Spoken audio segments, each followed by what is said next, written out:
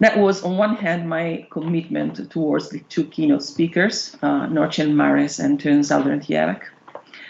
But it was also a hope that turned out to be probably too high.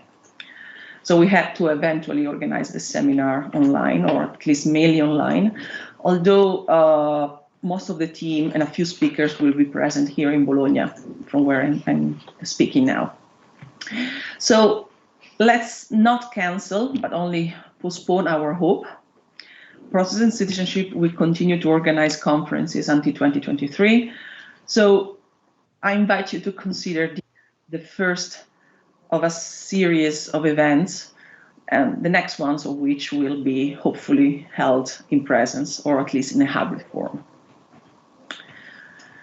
As I said, Process and Citizenship is hosted at the University of Bologna, Department of Philosophy and Communication. And therefore, I leave the stage to the head of the department, Professor Giovanni Matteucci, for a welcome. Thank you, Annalisa, and good morning, everyone. And it's a great honor for our department to host this international meeting, and it's a pleasure for me to welcome you in this event, although it is indeed a pity that the emergency allows mainly for an online conference. It takes place within the framework of the Processing Citizenship project, and the related issues are for us as a Department of Philosophy and Communication relevant, particularly today, when we are pondering and designing the strategic and internationally wide profile we wish to consolidate. Academic departments are dynamic entities that must know how to redesign themselves. Hosting high-profile events and initiatives like this one is proof of this. I would like to emphasize how this project, namely the ERC Processing Citizenship, has brought together cutting-edge and transdisciplinary research at an international level, especially in the dialogue between social and hard sciences and science and technology studies. It has been an investment that has yielded further advantages, such as the involvement of a Marie Curie Infratime Project scholar. All this has been possible thanks to Annalisa's competences, to the sensitivity of the department, and to the policies enacted over the past 6 years by the University of Bologna, which proves certainly to be a major player in attracting research excellence not only in Italy, but also in Europe.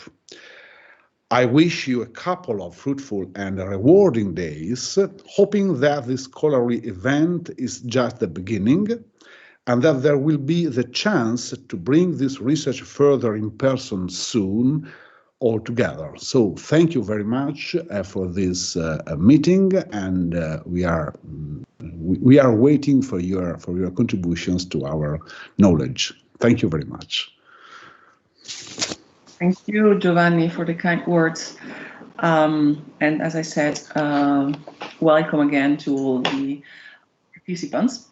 So let me briefly introduce the program of these 2 days. As you have read in the rationale, the goal of this seminar is to connect the recent scholarship on digital methods and the renewed debate about socio-technical interventions with a scholarship that looks at how knowledge about populations is created.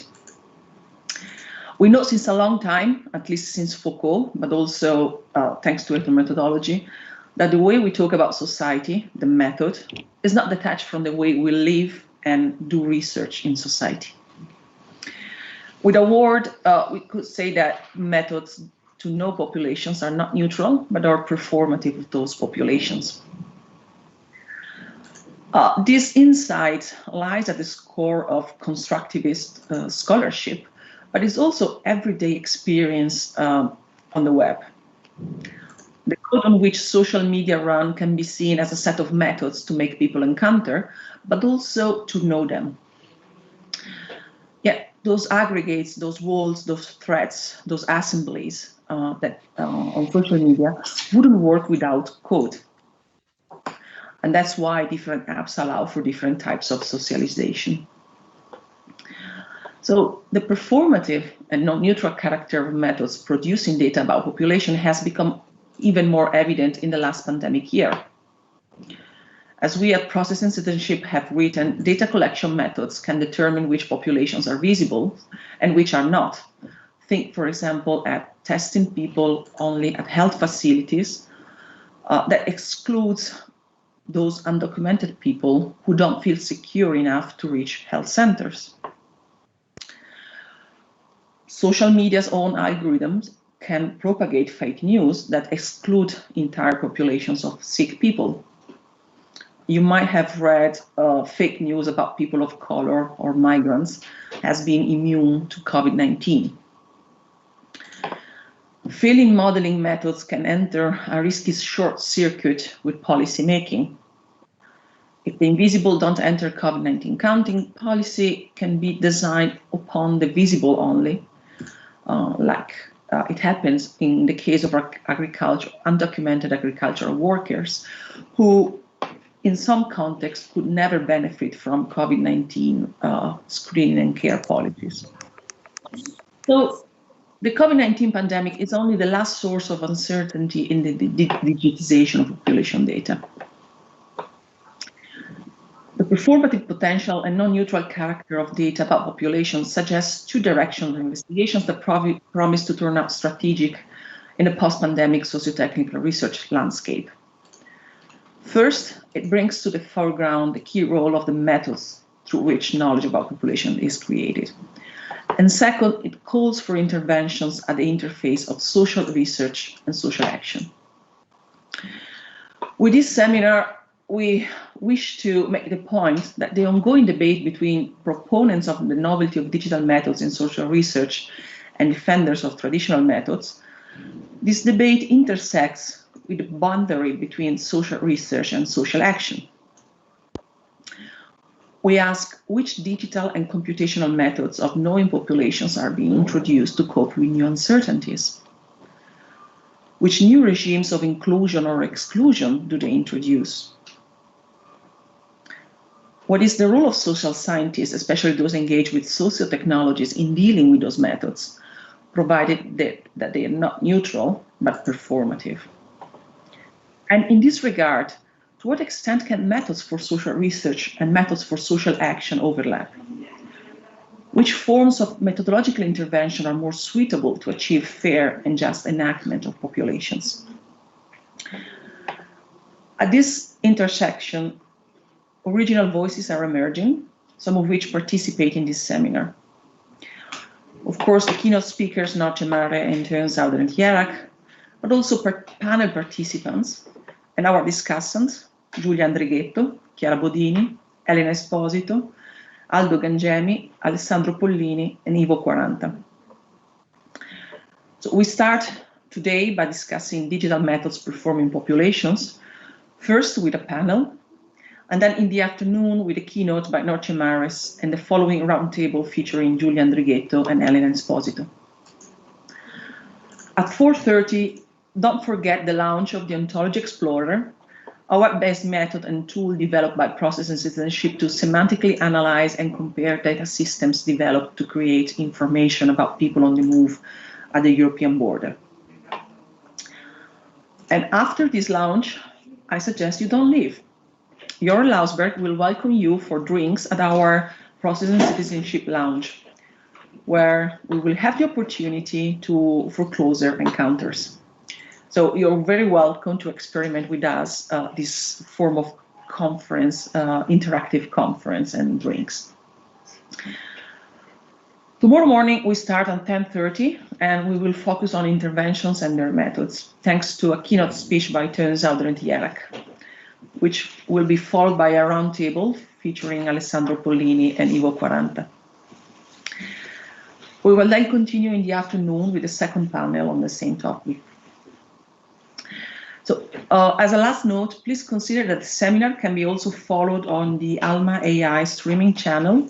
You can find the URLs for each event on the conference program. So in case colleagues didn't register in time, they can still follow the streaming on the channel. Just take a look at the URL on the conference program.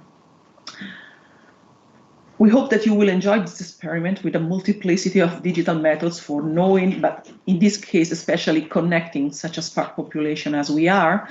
We're almost 150 participants from 4 continents in the 2 days. And we especially hope that this seminar itself can be inspiring and performative of new relationship. So thanks for joining us, and I leave the stage to Wouter van Rossem for the first panel.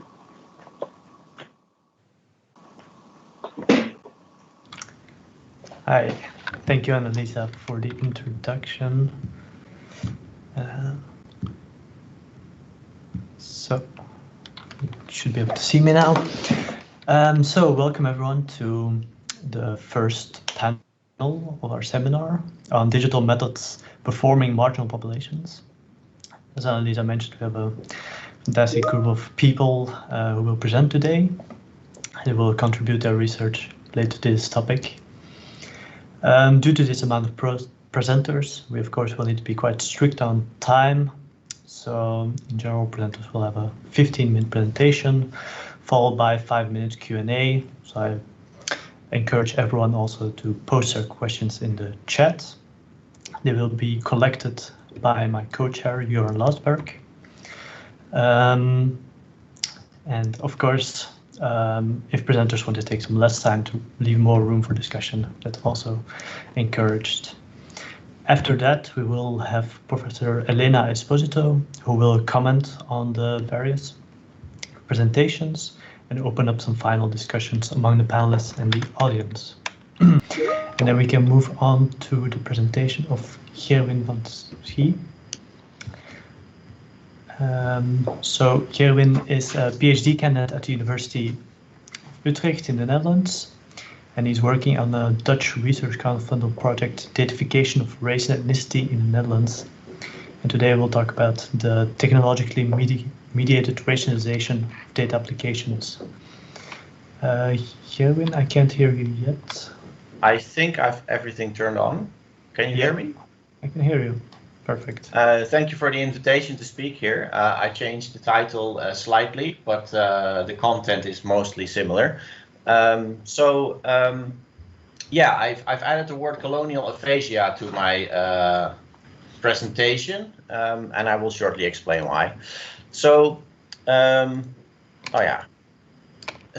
my investigation is about technologically mediated racialization. That's my term, and I take the part about racialization from the work of Omi and Wynand, who explain racialization as the extension of racial meaning to a previously racially unclassified relationship, social practice, or group. And the important part that I take from their theory is that they explain this process as the selection of particular human features for purposes of racial signification. They say that this is always necessarily a social and historical process, but I think we can argue that this is also a technological process, and it has been from the very beginning. So I've added these words to the concept, and I understand technologically mediated racialization then as the technological ways in which particular human features are made available for racial signification. So there are, of course, a lot of historical examples in which this happens, such as censuses or phonology. Today we have DNA technology and several or a lot of different data technologies that in some way make available particular human features for racial signification. And what I also add to that is that not only the selection of human features, but also their dissemination, calculation, and everything that is done with those human features is in a way part of this technologically mediated racialization. So with this idea, I started to investigate the Dutch data ontology. That's what I've been calling it, but basically the Statistical Bureau of the Netherlands, the Dutch government, which is CBS. And I did this with a lot of questions, but here are the most important ones.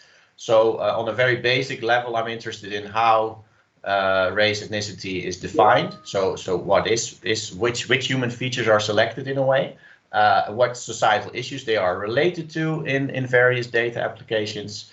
Also how in a system on an epistemological level these characteristics are calculated with. So what they do. And in an ontological sense, I'm interested in how this reframes or in a way creates race. So how race exists because of technology. So those are my questions. And now I will tell a little bit more about the ways in which the Dutch government treats its population. So until 2016, there was one major way of clustering people. There was the word autochtone and allochtone. Autochtone means a person who has two parents from the Netherlands. So if you have only one parent who is not born in the Netherlands, you were considered allochtone. And allochtone was again split in two categories, Western and non-Western. Here is a table with the countries that fitted into each of the categories. I understand that this might be a little bit confusing now, but if I'll show you on the map. So this is what non-Western and Western looks like for the Dutch government. As you can see, the red countries are all Western countries, according to the Statistical Bureau. And as you can see very clearly, this has nothing to do with West or East, but much more with white, Christian, developed world, those types of words. It's not completely, how you can say, it is a bit arbitrary. So the point here is that these countries are selected officially because of their cultural and economic and social resemblance to the Netherlands. But countries like Japan, for example, are here also included in the Western category, and also a country like Indonesia. Indonesia is part of this probably because of its colonial ties with the Netherlands. It used to be a colony of the Netherlands, but Suriname, which is I made yellow, is also a former colony of the Netherlands, and it is considered non-Western. So here you see that these categories sort of, well, they have racial components to them. They are very arbitrary. And these are the standard categories that until very recently were the starting point for various types of calculations about societal and economic issues in the Netherlands. So what you can find on the website of Statistics Netherlands are tables that show this or that social statistic. And then these tables by default used to be categorized by someone's migration background. So on the left, you have part of one of those tables. And as you can see in the very left column, you have the words autochtone, Westers, allochtone, non-Western allochtone. Now, allochtone has become a very stigmatized term throughout the years. It was invented somewhere in the 70s, and it has become part of the mainstream and normal discourse of the government, but also in Dutch society. And over those, let's say, 50 years it was used, it became not like the N-word, but it was stigmatized in the process and people didn't like it anymore. So it was changed to person with a migration background in 2017. Now, there is something interesting going on here, and this is exactly the argument that I want to make here, is that this was only a cosmetic change. Because if after 2017 you went to any of those tables on the Statistics Netherlands website, you would find the very same table, but then in the left column would have different words in it. Now you might ask, okay, why does that matter? Well, these tables is not where the governmental data assemblage ends. These data are all made available through an API, meaning that any third party or societal actor, journalist, company, can use this information quite directly. They do not have to copy any tables. They can tap into the data, not the raw data, but the aggregated data, and use it for any purpose. So this has led to quite a few interesting applications. The first one that I want to talk about is the Autonomator. This was invented by the far-right website Geen Stijl. This is a web application that when you type in your zip code, it will return the percentage of non-Western immigrants in your area. That's the only thing it does. It's basically a search algorithm. It's not doing anything complicated. And this was communicated on the far-right website to give people access to this information. When there was an outcry about how racist this app was, they simply stated that they did not do anything new to this information. They just made it easier available because the data was already available on the CBS website, which is true. It was already available there. And this was the starting point, basically, of my PhD project. I thought, well, if this app is here, what does it really tell about the underlying infrastructure, right? If this racist application is made possible, of course this is racist, but it's embedded within a far-right discourse. So in a way it is situated, right? So all the politics of this actor that made this are also communicated right alongside with this application. But what can we say or investigate about the infrastructure that explicitly makes these uses possible? So when I started searching for other applications that also made use of information segregated by migration background, I also found this application. It's the Livability Barometer of the Ministry of the Interior. So it's an official governmental website that calculates the livability of areas. So I made here a screenshot of what happens when you zoom into Utrecht, which is the city that I work at. And it visualizes livability, and about 15% of the algorithm, which is designated as bevolking, meaning people, is made up by basically rating the people that live in an area. And I cut out the little part that talks about the different categories that are rated in this system. So you can see the number of Western allochtones, number of Moelanders, which is a person from Middle and Eastern Europe. Then non-Western groups. Then we have the number of Moroccan Dutch people, the number of Surinamese Dutch people, and Turkish Dutch people, and then a rest category. As you can see, the percentage of autochtone is not part of this calculation, meaning that it is, effectively a default against which the others are measured. It is not really doing anything. And all these categories have a negative impact on the livability score of an area, meaning that the Dutch government rates these people as a situation which the average Dutch person does not want to be close to.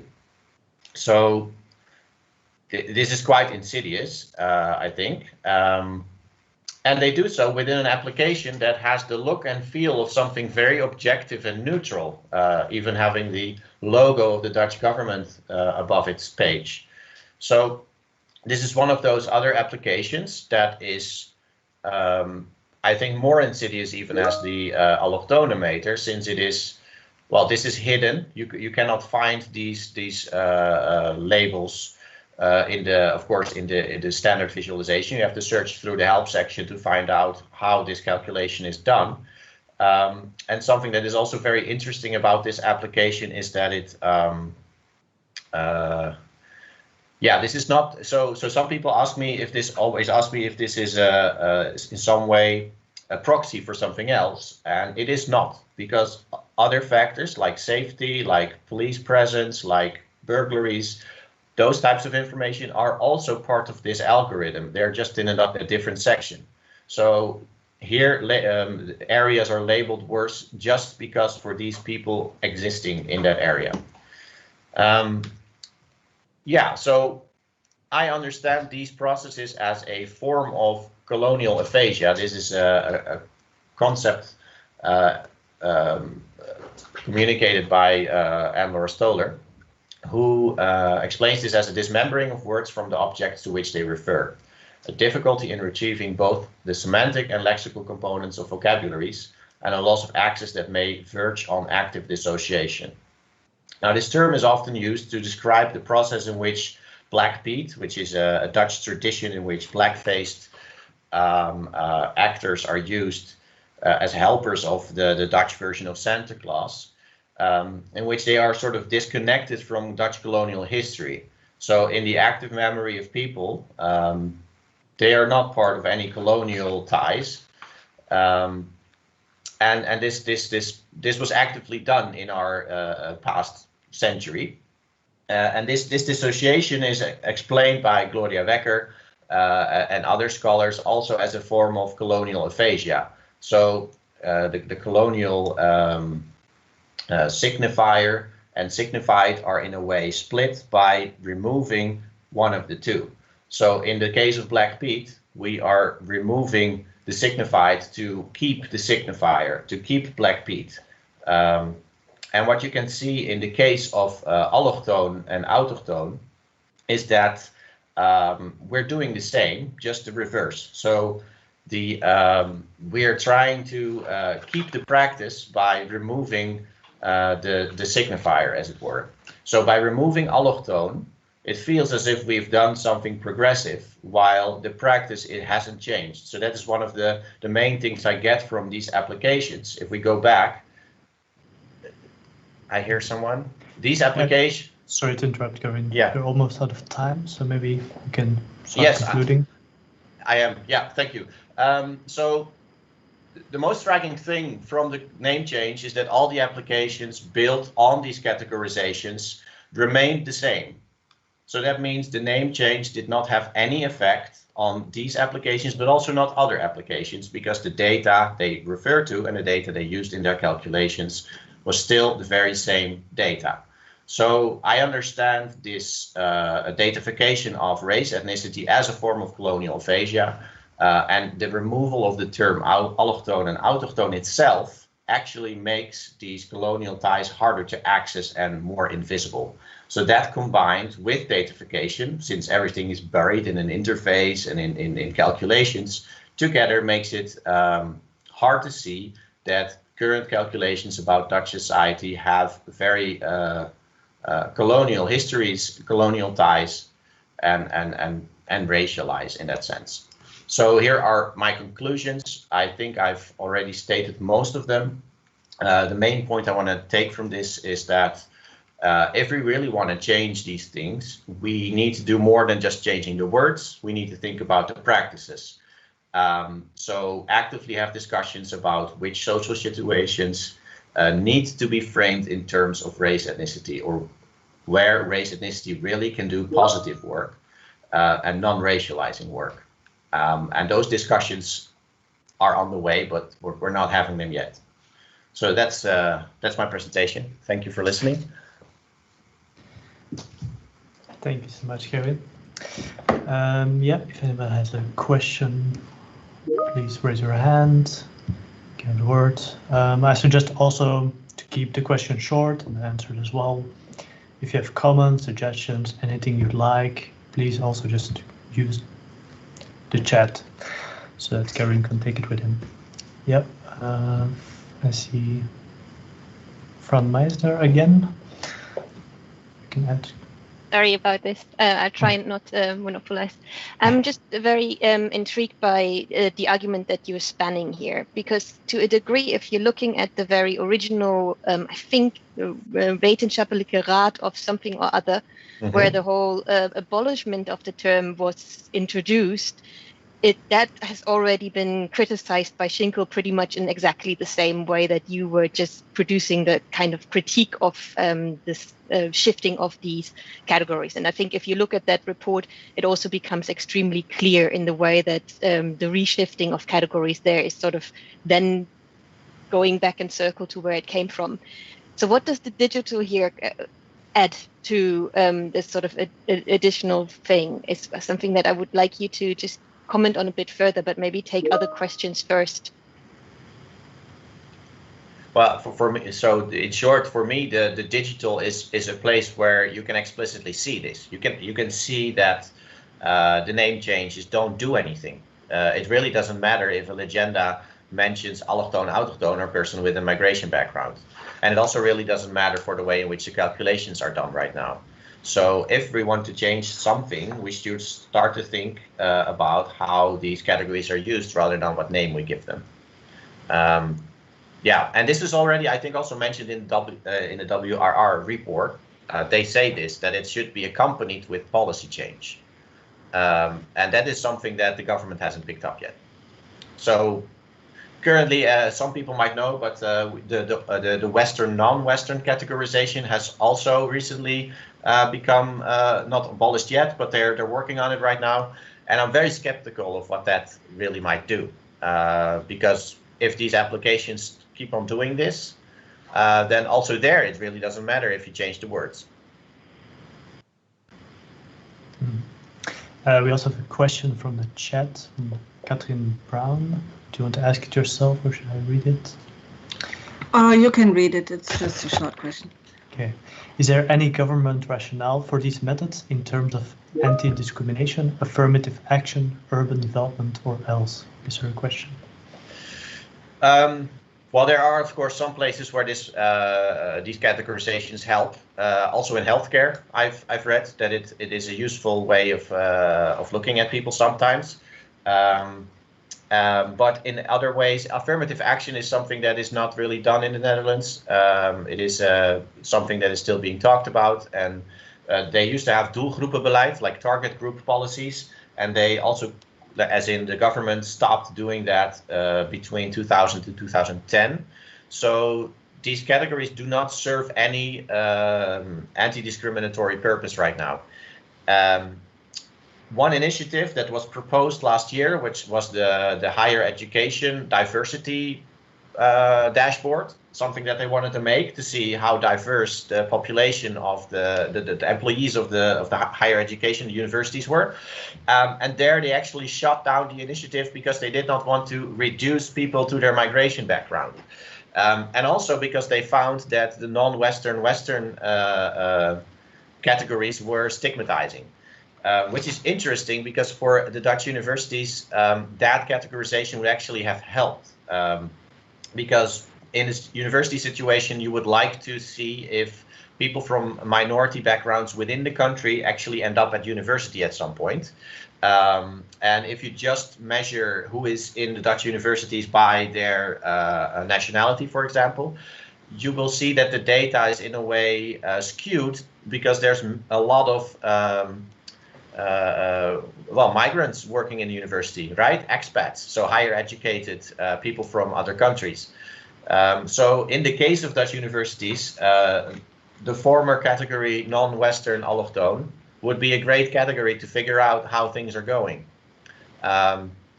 So here you see that categories in themselves are not bad in themselves, right? It's really the question of ethics and what you try to do with it.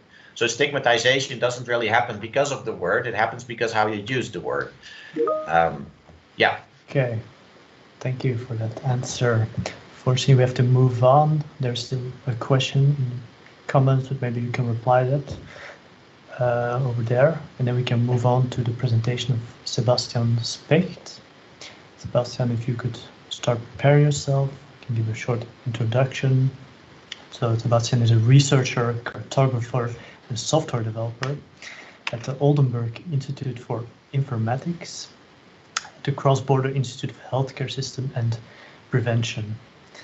So he has a background in cartography and digital media. Very interested to hear what you have to say. Yeah, hello. I'm very happy to present here.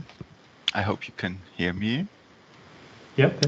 Okay. So, yeah, I'm a cartographer and software developer. So in a way, I'm really from outside of your discourse. But when I was reading your call for participation, I thought maybe I'm more the center of your discourse. So I'm part of a research and development group in an IT institute. We are involved in providing a solution for data analysis for cancer registries, epidemiological as well as clinical cancer registries. and also for other stakeholders from healthcare. And scientifically, we are connected with the healthcare research. So, and my motivation to present is that I'm coming from a rural area in Eastern Germany. So I'm living in a quite dynamic city now in Oldenburg, which is nice to live, but I also have a heart for the people on the countryside and on the lesser dense regions. And this is maybe where my motivation for this topic came, because I'm also quite fond of confidentiality and of data minimization, but I see a possible conflict there. And I want to ask for your opinion, but let me introduce the project first. So, okay, why is this not going really? Okay. I was involved in a project where we built tools for public planners in municipalities. So, and the project was a co-creative project. So we developed the tools and also like the data requirements together with the people from the planning, city planning, kindergarten planning, school planning. So with these people, we develop it. So and ultimately, our goal was for them to get better information and better tools for planning. Also, very central to them was the creation of population forecasts to have a better basis for their planning situations. So, and this is a photo from a workshop we had together.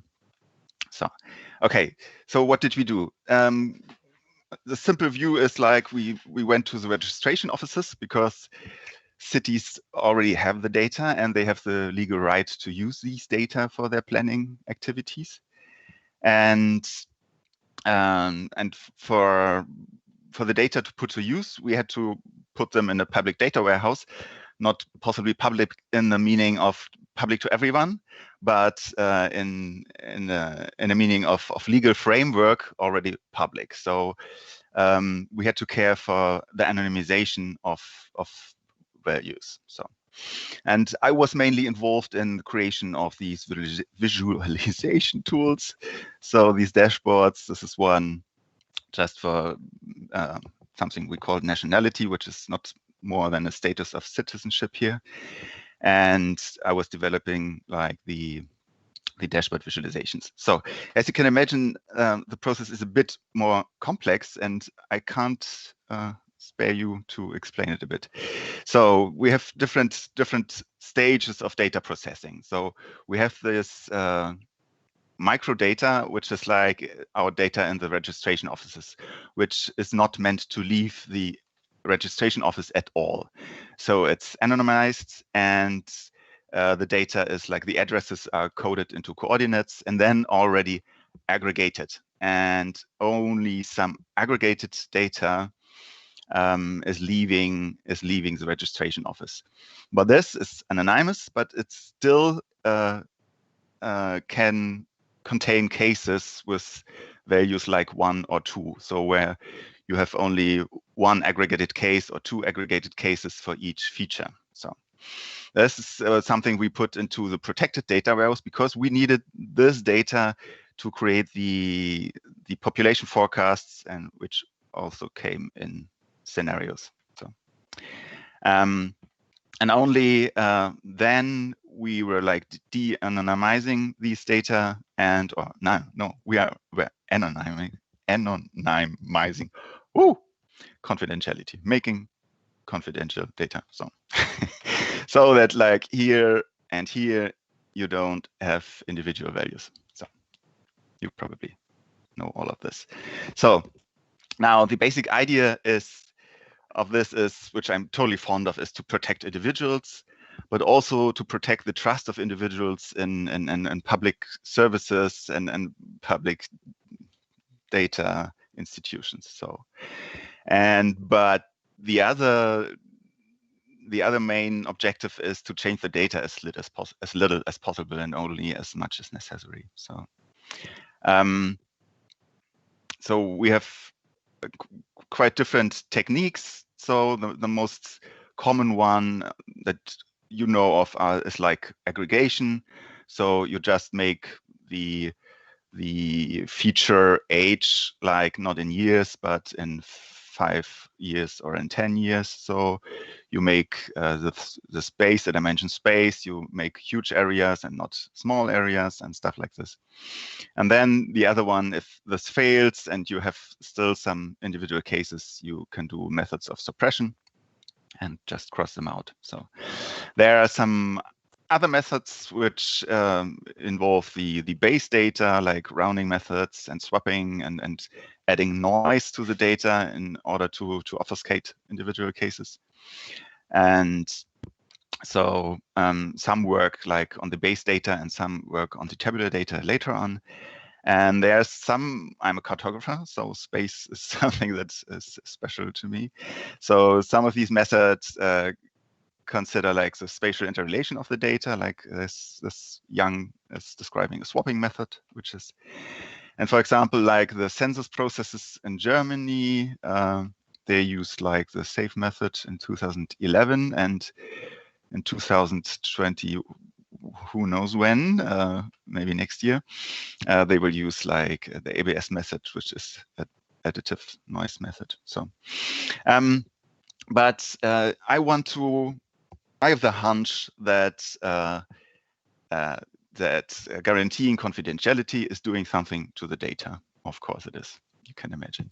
So, and so I want to, from a spatial perspective, as I'm a cartographer, I want to find a way to quantify this. So, and I'm jumping a bit here because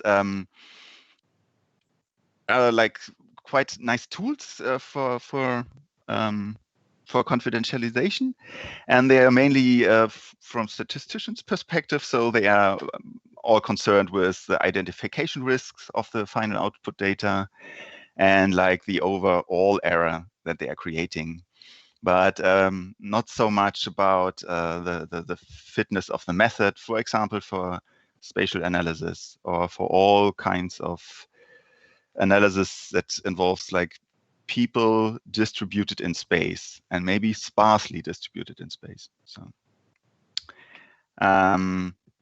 so what was I trying to do?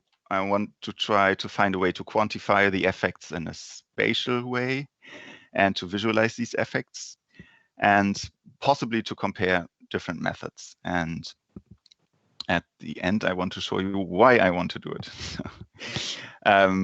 So bear with me for this slide, but I was quantifying the effects of confidentialization by just a simple subtraction. So maybe this is all you need to get from the slide. So I take the one data frame, which is anonymized, and I take the original data frame, and I do simple difference. So the only thing you need to understand is that I'm doing this for individual grid cells, so which is like our spatial view, and I'm doing this for individual members of the feature dimensions. So if I'm spanning the data out, for example, for the gender dimension into male and female, for example, this is all that exists in the data.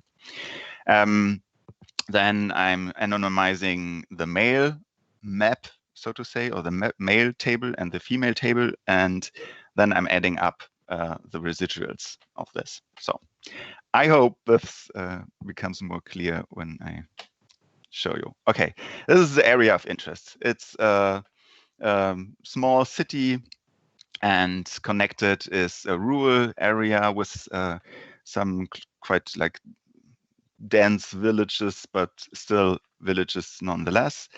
And so, and the western part is like very like typical rural region in northern Germany. So you see like dense areas, the the topmost class is what OECD calls the high density urban area cells. So it's above 1,500 people per square kilometer. Okay, and now I'm doing like the method I'm applying is I'm doing a cell blocking with everything that's below 3, because this is a confidentially threshold that's often applied.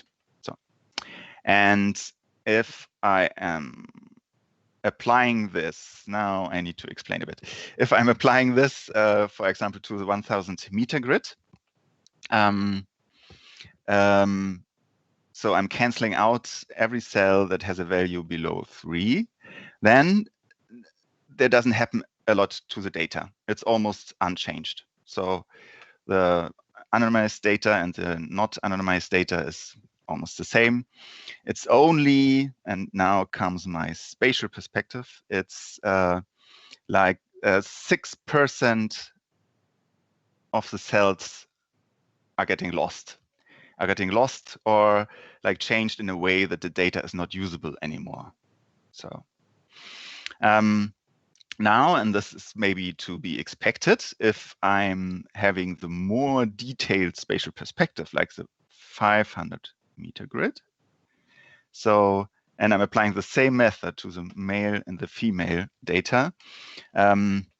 We are still only losing, not losing a lot of people, like only 0.2%, but we are already losing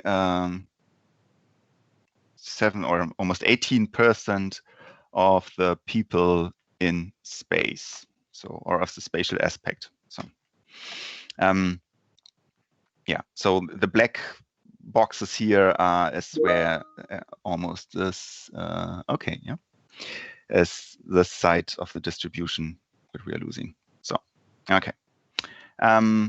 This is even more grave, as you can imagine, if we are not taking like a simple dimension, like simple, like male and female, but like 5-year age groups, like 0 to 5, 5 to 10, 5 to 15. So then this is like really, really grave, because we are losing like 2/3 of the spatial information, even though we are only losing 3% of the people if you go by count. So, and as I told you, this is even more grave, for example, if you go to like the 100 meter data. So, okay, what was I trying to say? Of course, like this could be developed further, and this we had the idea in the project to make an interactive visualization with this, because we were really discussing with the people from the cities, which data do you really need? Do you really need the solution? Do you really need the status of citizenship? Do you really need the main or secondary residence information? Because everything additional data that you want creates a problem and makes the data less quality. So, and we wish we could have visualized this in the process, in the co-creation process with the people. So, and the other thing is, as I told you, I'm from a rural area. I see a bit of a problem, even though I'm a big proponent of confidentialization. I see a real problem for every planning task that involves the distribution of few people in space, like everything of like infrastructure planning or public transportation. So I see a problem that people in rural areas getting marginalized from a data side and from a for confidentialization reasons. And we also have this problem in health data, where we almost all of the time have very few numbers. So, okay, maybe this is all. Okay, thank you, Sebastian, for your presentation. Let's go to some questions, if there are.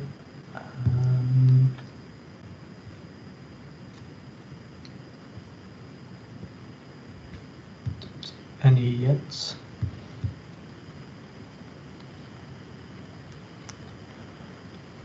I was thinking, oh, sorry, I'll give the word to Inzat Antiak.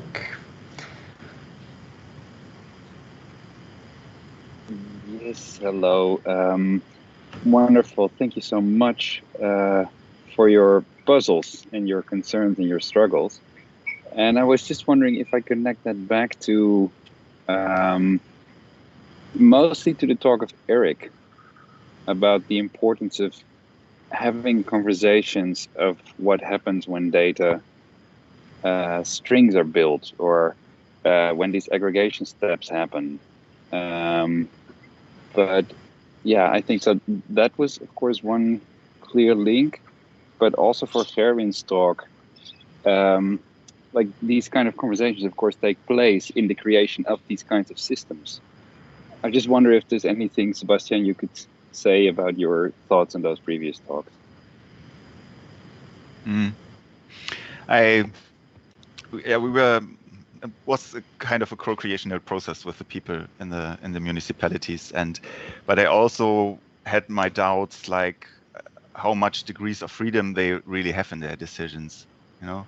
So the data they have to use for their planning, it's defined by law, and so to motivate them to maybe leave one dimension completely out in order to get more stable data was like, yeah, they didn't really look like they have the freedom. But on the other side of the border, in the next municipality, they obviously had it. So, yeah, I doubt like that they really have a choice. And this is like where I would say to my previous, if like you introduce a dimension by law and by culture and by tradition and by colonialism, then yeah, we shouldn't, shouldn't be too hard to the individuals that we are working with.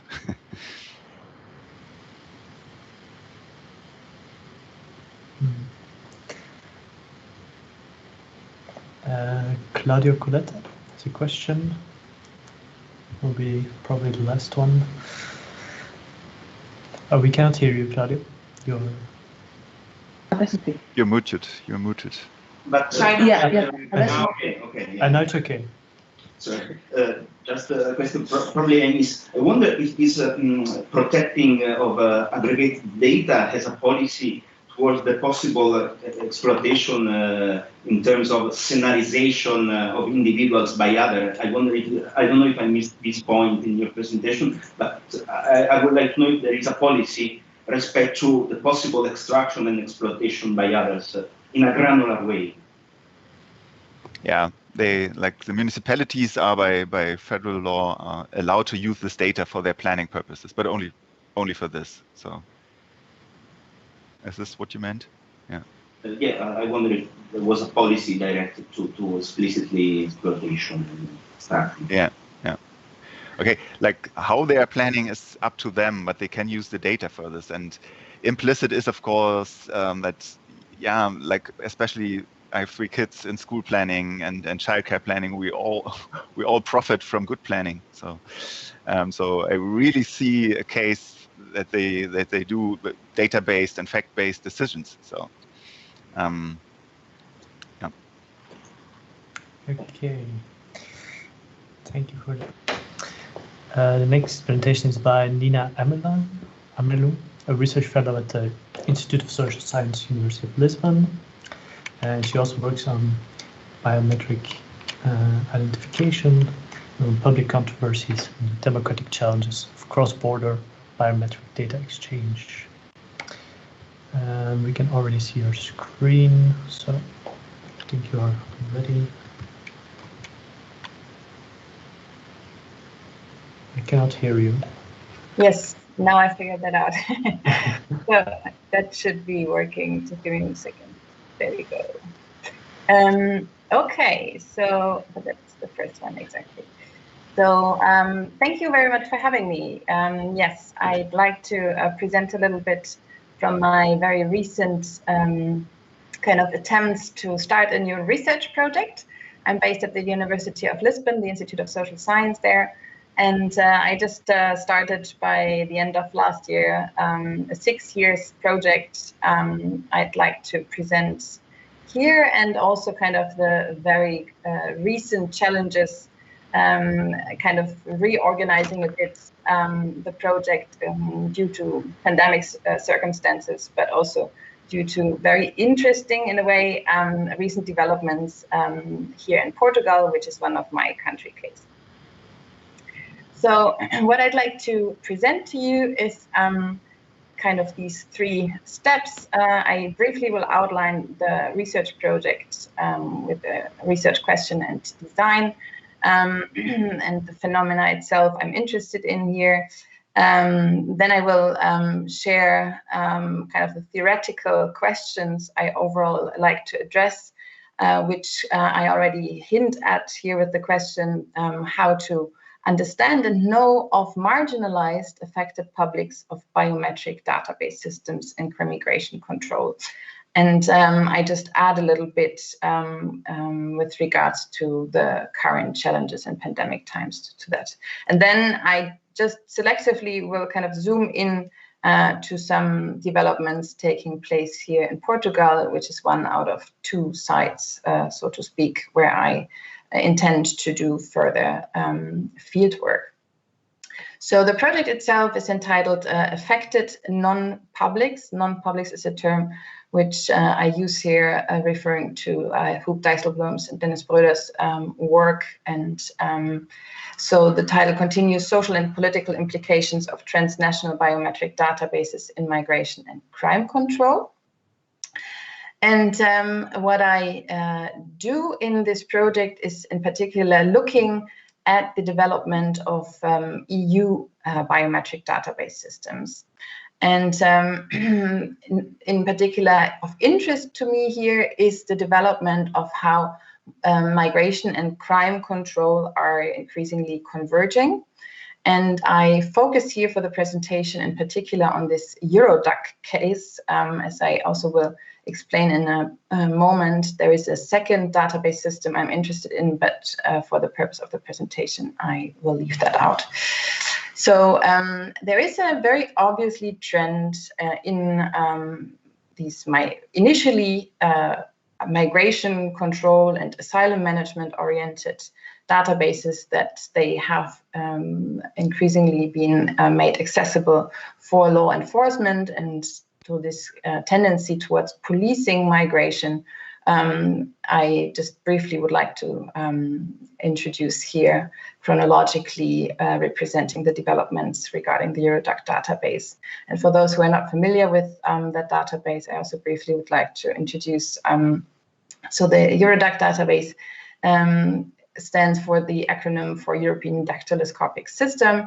It's an instrument which, in conjunction with the Schengen and Dublin regime, collects and compares fingerprints of asylum seekers, irregular or illegally staying immigrants in the European database, 1 out of 6 databases at EU level at the intersection of migration and crime control using mostly biometrics.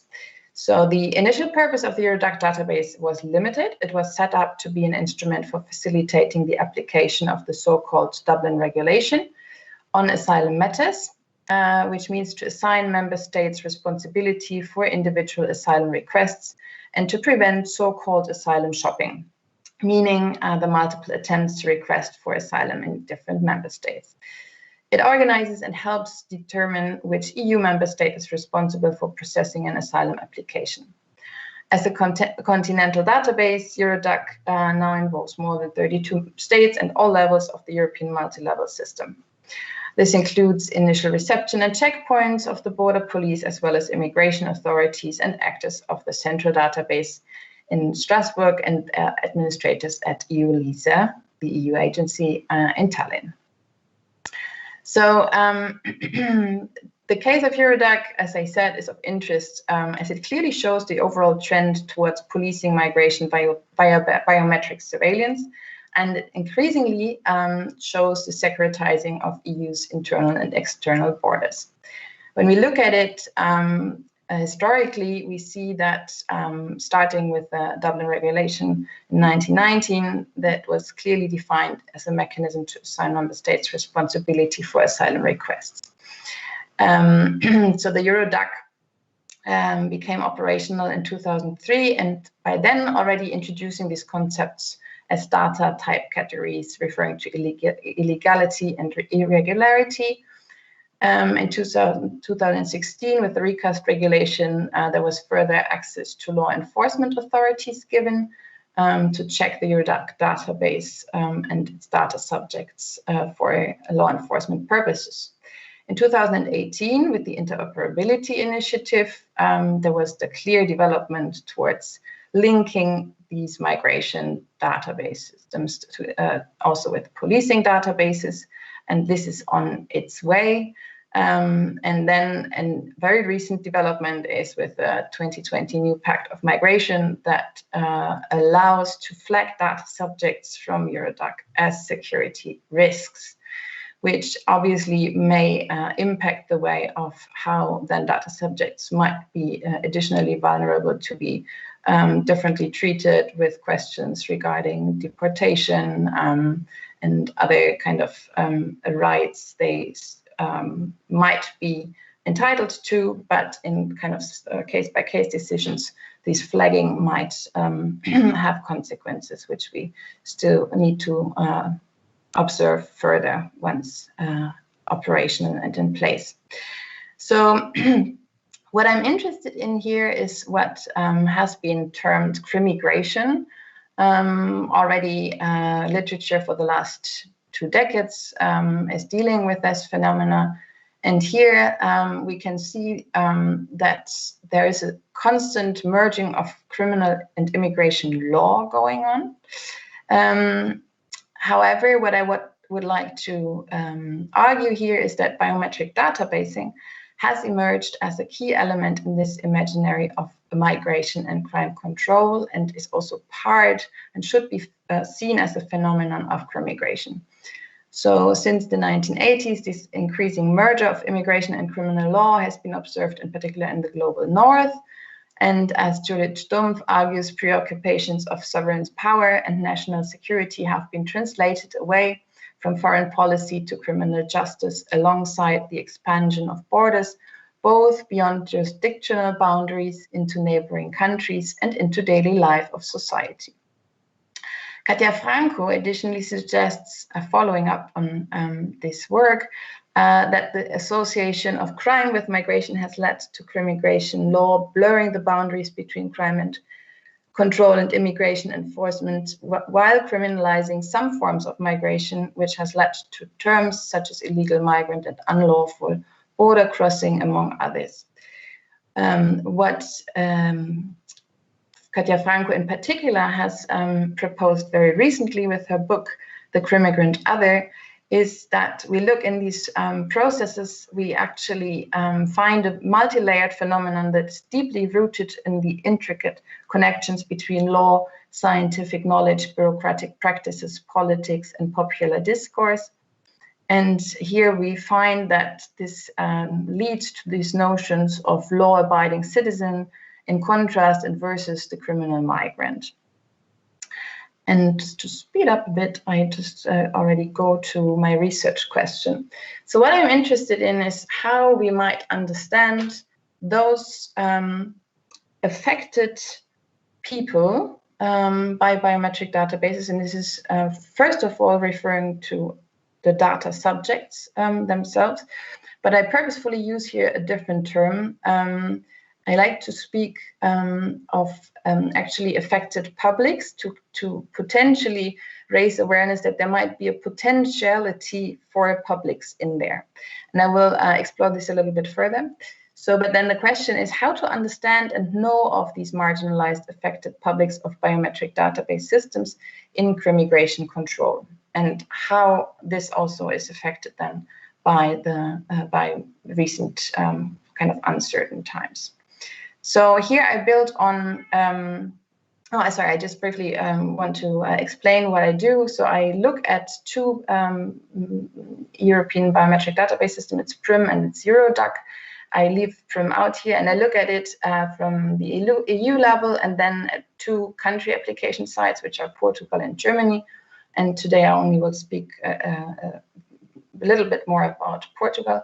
And what I mainly will be doing is collect data via documents and secondary literature, as well as interview material with all those people either working, professionally working with it, regulating it, commenting on it, or being represented by it, so the data subjects themselves, but obviously also with IT and biometric professionals, policymakers, administrators, police forces, asylum administration staff, so on and so forth. So the literature actually has explored very many different notions already to get close to describing collectivity on the one hand, but also like the immediate impacts of databases on data subjects, and these notions like non-publics deriving from lost in categorization of border control technologies and databasing logics is what Dijsselbloem and Brothers, building on Nautimare's work and others, have suggested. But obviously here we have this notion of kind of an ambiguity of the access to rights and enabling capacities of data subjects. However, there is little about the relationship between those non-publics and wider publics. And this is why I think it is still interesting to look at others' work, and also in particular at the intersection of STS and with referring to Barry at the intersection with human political geography, who has coined the term affected communities and concerned publics. But then it's also interesting to look into work which clearly also addresses this othering impacts, meaning, so obviously Barry refers to entitled citizens with particular rights when he talks about their capacities to contest technology infrastructures, which he is dealing with. So work in line with Anderson on imaginaries of belonging, and Yuval Davis on also us and them might help us to understand also this connection between belonging and non-belonging publics, which I suggest here as a term summing up their work. But then there's also other work on kind of trying to highlight a bit more the potential also to have alternative collectivities and agency. And here I refer to Papadopoulos' work on alter ontologies and how... Sorry to interrupt, Nina, yes? But you don't have so much time left. I know. I have the time here. Okay. Thank you. And so actually it's, for me then now in particular interesting how this layer of this enactment of the primigrant other might actually have an additional impact here on locking in and silencing contestation. So I skipped this slide to come to Portugal to quickly raise awareness to 2 interesting phenomena which shape the way of how premigration affects here the understanding of the biometric databases. And I'm happy to come back actually to this first slide. I just quickly wanted to show Portugal has been in the international media in order to be celebrated for having regularized its irregular migrants in the beginning of the pandemic. However, at the same time, the pandemic also has made very visible here how kind of problematic the situation of migrants are in terms of housing, living conditions. But there was in particular one case which happened March 2020, that was the murder of Igor Homeniuk, who violently had been assaulted and killed in the temporary detention center of Lisbon Airport. And this has raised an overall controversy how to organize asylum management and border control in Portugal. And it has led to the overall question of how biometric databases should be taken care of and who is in charge of it. And there is an ongoing, extremely interesting discussion about if there will be, so the initial organization has been a police force entitled and responsibility of Euroduct here in Portugal. And now this has been actually abolished, this organization, and a new one will be built up, which shall be in the responsibility of the Ministry of Internal Affairs. And that is taking away the power from the police, but not only for Euroduct, but for all policing databases. And this is now a very interesting kind of reversing trend towards taking away the power from the police and reversing this crimmigration tendency. And obviously there are a lot of critical voices about it. And so I just quickly want to sum up with 10 more seconds. It's a kind of interesting case now to understand, on the one hand, how public contestation also of working and living conditions of migrants here have only evolved once they were shaped as a public health issue. So this is about this relation of different types of publics. And it also, in the context now of this Igor case, has raised all these questions about who owns biometric databases, who is in charge, who has is entitled to claim and to kind of shape questions around legitimacy and accountability and crimmigration control. So I apologize for slightly extending over time, but that's it. And I thank you for your attention. Okay, thanks. We can immediately jump to a question of Professor Esposito. It's me first, but thanks a lot. Yeah, thank you for your fascinating presentation, for the fascinating project. It has implications, I think, on many, many different levels. I wanted to raise a question, which I already asked you a question, because I think that in my reading, the way you present your project can have implication also on a very general issue.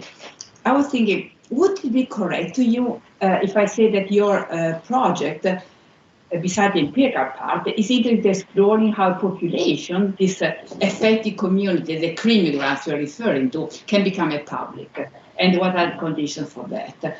And the public, as you know, as you present, as I understood your presentation, have the potential to, well, in fact, to escape the invisibility of this population and become sort of a, well, you also mentioned public have reflexivity and potentiality of reflection, so can self-awareness that is not present in some more dispersed populations. But then I thought about your examples, and I almost had the impression that in your case, that would be a really interesting exception. The population can be separate for the public, because I think it's not really likely that this community of immigrants can have enough self-awareness to become a public in the sense of reflexivity and so on. So I had almost the impression when you talk about belonging and not belonging public, that the public could be, well, the voice of this population can be attributed to something else than the population itself, which would be Before you answer, Nina, thanks for the question. Before you answer, maybe we can take a few questions together. Of course. Noortje Myers also has a question. Yes, good morning, everyone.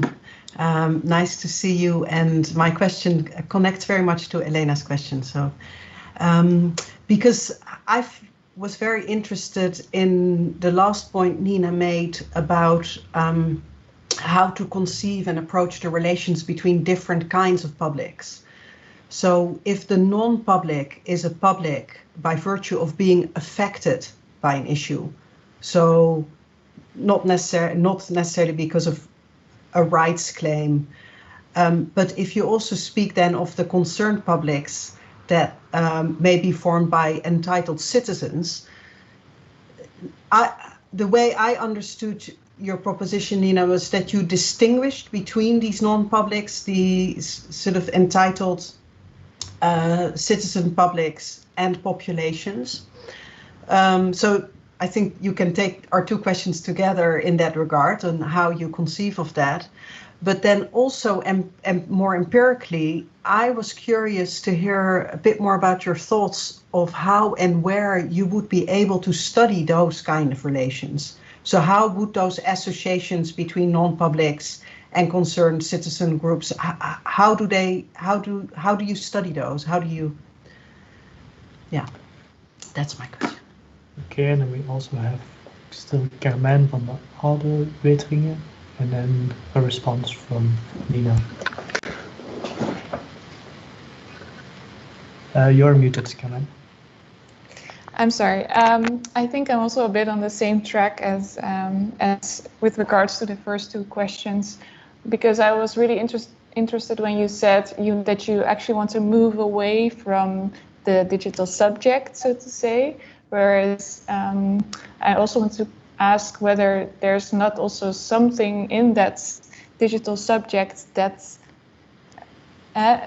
also allows to build up to the kind of public you're interested in. So is it not also a useful concept or unit of analysis if you're conducting your study? Yeah, thank you so much for all these three brilliant questions. And I also take it, obviously, as I'm still at the beginning of this project, as further homework to elaborate on those questions further. So I hope to meet soon again in the next years to have then better answers. But for the moment, with regards to this kind of relationality between different publics, I think what overall has motivated me to look into those different concepts a lot is this, and I actually refer now to the last question first, is this phenomena to mainly refer to the agency or limited agency of data subjects, which always then has kind of the impact that we look at atomized individual phenomena. But what actually then is overlooked is like the potentiality for collective articulation and contestation. And obviously, this is what we get in when we look into all these different forms of describing publics. There is obviously this collectivity, a major aspect. But then obviously with the notion of public, we automatically also look at what becomes actually visible or heard, while also in certain arenas, obviously. And here, I think a very interesting phenomena, obviously, is also that looking again at certain migrant groups, they are actually not interested in becoming visible, for instance, to certain migration control regimes if they are in an irregular status. But nevertheless, they understand themselves also as collectives, and they share certain, for instance, knowledge about, I don't know, for instance, appropriation to biometric technologies, as Stefan Schie's work fascinatingly described. But however, like those publics, also in that case, I would claim there are publics, they only want to be public to a certain arena, for instance, also with solidarians in this area. So I think, and this might start to answer then also Notimaris and Elena Esposito's question. So I think what I find as a key criteria to first of all understand like the internal logics of belonging is how understand the different individuals themselves, their belongings, but obviously also how they might be described by others as collectives. And however, then I think what is interesting beyond this, and this in particular might now refer also to the question by Elena, that this criminalization aspects obviously have a kind of a power dimension there. So usually it's kind of a hegemonic migration control system and an increasingly securitized migration control system that has led to describing this criminal migrant. And I think it is interesting here to see how there are kind of certain spillover effects from this external descriptions too of how these crimigrant others are also treated elsewhere. And so obviously this is kind of a very slippery shift that I try to observe here. And empirically speaking, and this should address again Nortje's sorry to interrupt you maybe. Yes. I also don't want to take much time anymore from the other presenters, fairness, but perhaps you can also come back to this in the final discussion if you have time. Okay, I can also write down my answer in the chat. That also would be wonderful. Okay. And let's go to Claudio Coletta's presentation then, who is a senior assistant professor at the University of Bologna, and he works in the fields of science and technology studies, urban studies, and organization studies. And he also currently has a project Infratime he coordinates. Very excited to hear about it. We cannot hear you yet.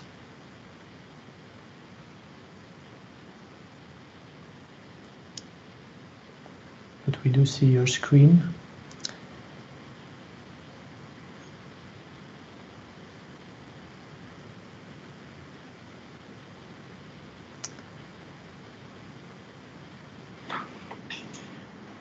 I think the audio is also okay now. Yes, and we see your presentation. Okay, can I see my presentation? Yes. Yeah. So, my notes? No, just the presentation. Okay. Okay. Good morning, everyone, and thanks for inviting me in this seminar. The main topic of my presentation will be the making of population in the COVID-19 driven response, following the action of national governments, and specifically referring to the Italian case, which I discovered actually very poorly digitized in this sense. My aim is not to evaluate the impact of the measures adopted, but I will try to shed some light on the mechanisms through which population is managed.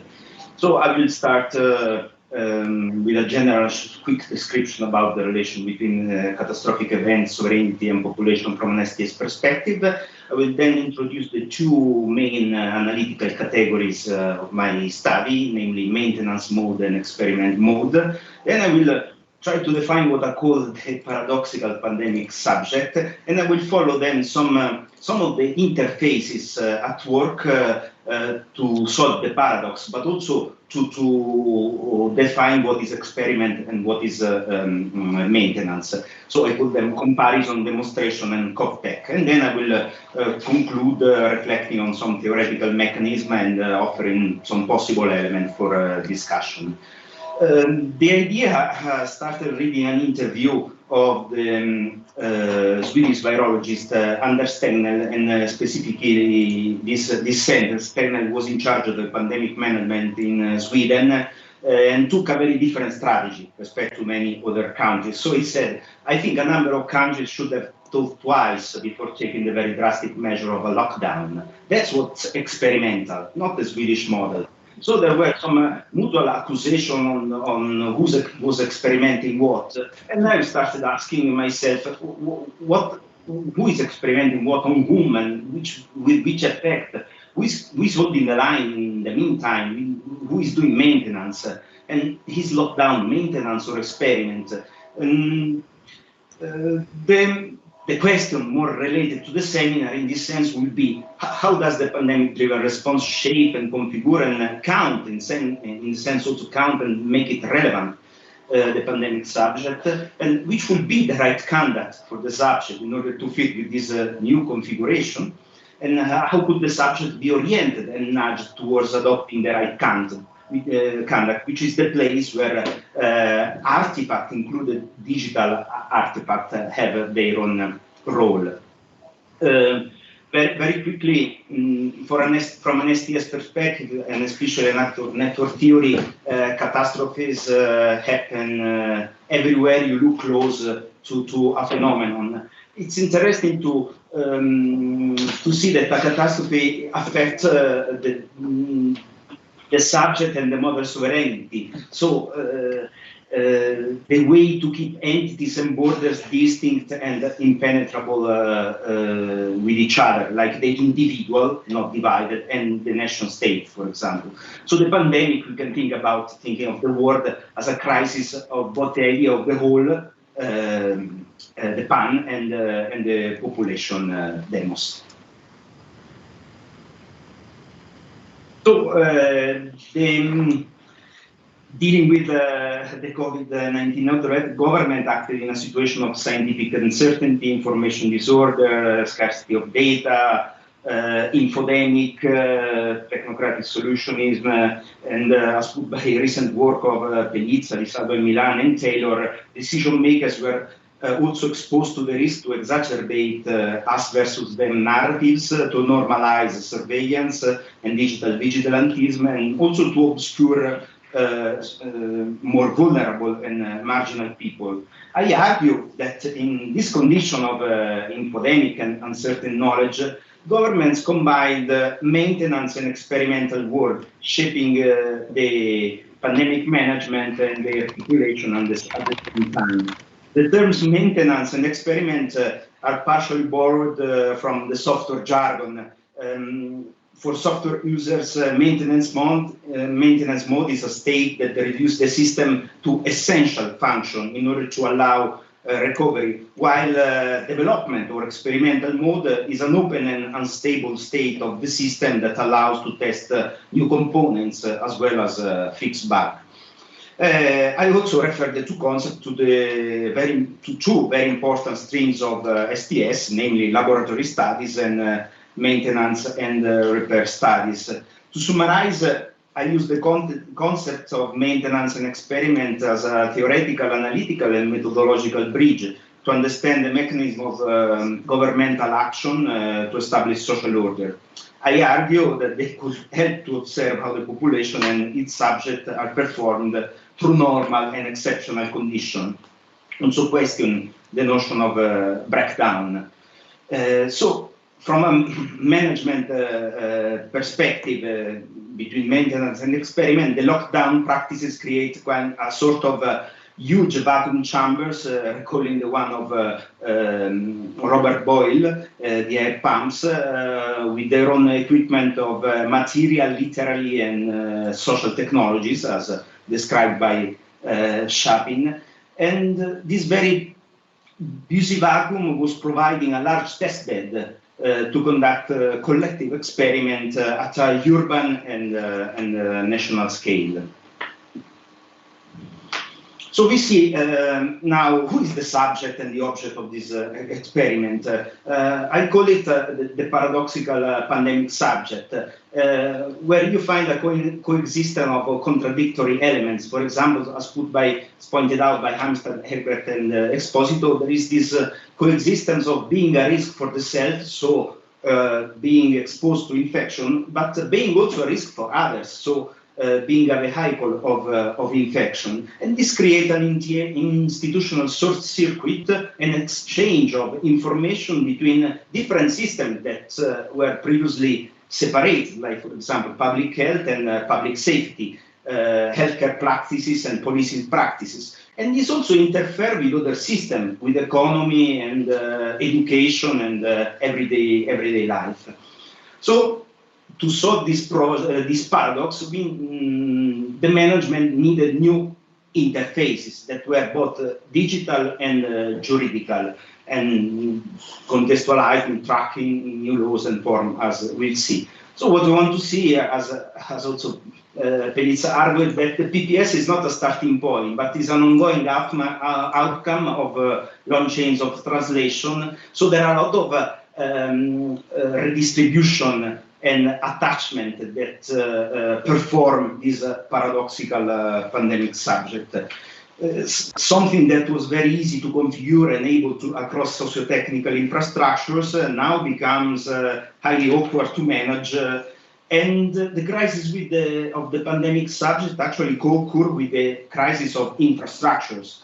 So the one also infrastructure are somehow at risk because they don't function well anymore, but they are also a risk because they are a mean to convey the virus, and sometimes think about mobility infrastructure. So it's a crisis both the subject and the infrastructure where the subject is traveling, included legal and state infrastructure. So we have so far vulnerable and dangerous, healthy but needing to be part of the economy and consume, rational but affective subject, and all these components that were stabilized in a previous setting now are questioned. So, well, yeah, the more the two components are attached to it and the more it's connected and assembled, the less we have an individual and bounded subject. So I will identify some of these interfaces. We can consider interfaces like modes that order what is maintenance and what is experiment. The first interface that I identified is comparison. So at the beginning there was a race, a sort of race, as we saw with the technical declaration before, to promote a just and right way of managing the pandemic. You can follow this sentence by the declaration by the then Prime Minister Giuseppe Conte, presenting one of the bill at the beginning, saying we can talk about an Italian model, not only for containing the health crisis, the outbreak, but also regarding political economy. We want Europe to follow us. And in this sense, this kind of comparison was to frame the population and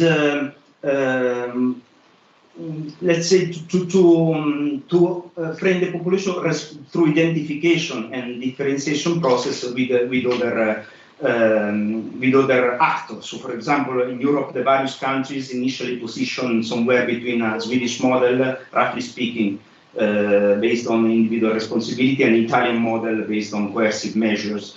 But what's interesting perhaps is that even within states, we had the system mechanism of comparison and identification differentiation at the regional level. Think about the Länder in Germany or the region in Italy. And this kind of comparison was solved partially introducing a new interface. For example, the colors, the yellow, orange, and red in case of Italy, and the types, for example, in UK. The second interface that I'm interested to show is the one related to demonstration and self-demonstration, which strictly refers to the experimental and techno-scientific development practices. So for the declaration of the state of the emergency, to the moment when I speak, there have been 30 live communication by the Prime Minister, 94 public acts, and 9 versions of the self-declaration form that was mandatory for people on the move to bring with them and to show if they were controlled. So you can see here a lot of subsequent adjustment and subsequent accounts of this adjustment in order to demonstrate the actual value of the measures adopted, that was inscribed both in live presentation, in laws, of course, and in artifact brought to the population. So this is what I found in the Rosenthal work. It could refer to a demo process, a sort of exhibition of a prototype as ready to use. We have the main example, for example, with the Tim Cook presentation of a smartphone and so on. But it could be applied also, I think, in politics, especially when you have a very temporary situation and you have to adjust subsequently your act in order to fit with a very uncertain situation. So in this case, demos and demonstration acted to establish a structure of coordination, interaction, and relationship between multiple participants. But they were also used as a mechanism for observing population reactions in this case. So to study how the population react to a certain political action and try to respond. And to reiterate this kind of mechanism. For example, all the leaks and the anticipation of the content of the new bills that would have been adopted by the government, in my opinion, acted in this sense. So it was kind of a demonstration and observing audience reaction in order to try to have the right feedback and do the right choice. So in this case, a demonstration, while comparison was oriented more to maintenance, to create a maintenance zone where to perform the pandemic management, demonstration was a kind of an experimental form of engagement and management, continuously presenting solutions like beta solution and engage with population. Please tell me when I... You're almost out of time. Okay. Final conclusions. Yeah, it was a kind of a demonstration presenting beta solution. This is something where I would like to continue, because this artifact was actually mandatory for people in Italy that wanted to move from one place to another. So this represents a classic boring thing, like Star would say, namely something hidden in plain sight that allows us to travel across the connection of a phenomenon. Quite interesting, this self-declaration that in order to move out of home, people had to declare where they came from, where they went, and why in this declaration. So it was a very, very compulsory artifact for the pandemic subject. This self-declaration was, as a legal tool, was originally introduced in Italy in 2000, with the aim, actually, the original aim, to simplify procedures as an interface of mutual trust between Italian citizens with a resident permit or Italian citizens and public administrations. It was adopted like for basic services in normal times that could be replaced by a self-statement, namely a birth statement, taxes, family status, and so on. We would call this a very classic maintenance tool in normal time. But suddenly, with the pandemic, this same tool has been transformed and transferred as a mobility management for exceptional times. And you can see here some of the interesting categorization, which is the projection, which I interpret as the projection, like the population in the individual is managed. So you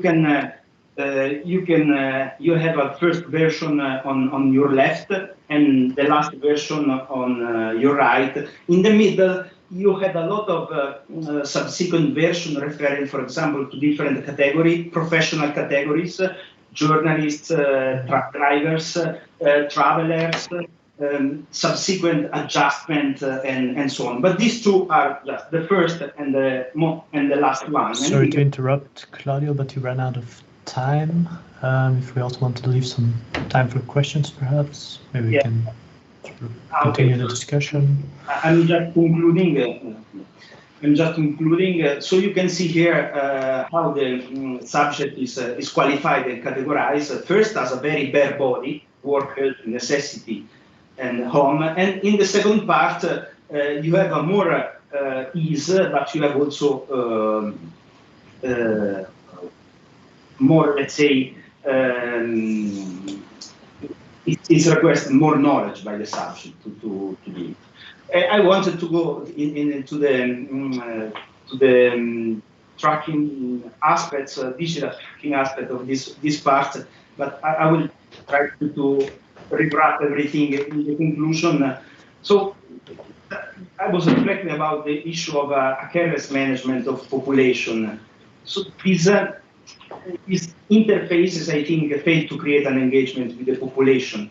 And looking at the Italian case, they appear more like a continuous effort to produce a tentative and beta-focused person rather than enabling effective enrollment. So first of all, the self-declaration did not result accountable with respect to the actual life of people, which were reduced to essential bodies, let's say. On the other hand, I couldn't talk about it now. For example, the app, the smartphone app Immuni did not find an actionable connection with the healthcare institution because it was very private. So if you notified a positive condition, nobody was listening on the other side. This was different with other cases in Singapore and India, for example. But what I want to stress is that the pandemic-driven management enacted individuals, divided and individuals in bits and pieces and rewrapped them in crowd, but failed and missed to create a public assembly. So they were unable to translate paradoxical pandemic subject into actual citizen. And yeah, I will leave it like this. Thank you for your attention. Thank you, Claudio. If you have maybe one very short question, we can still do that.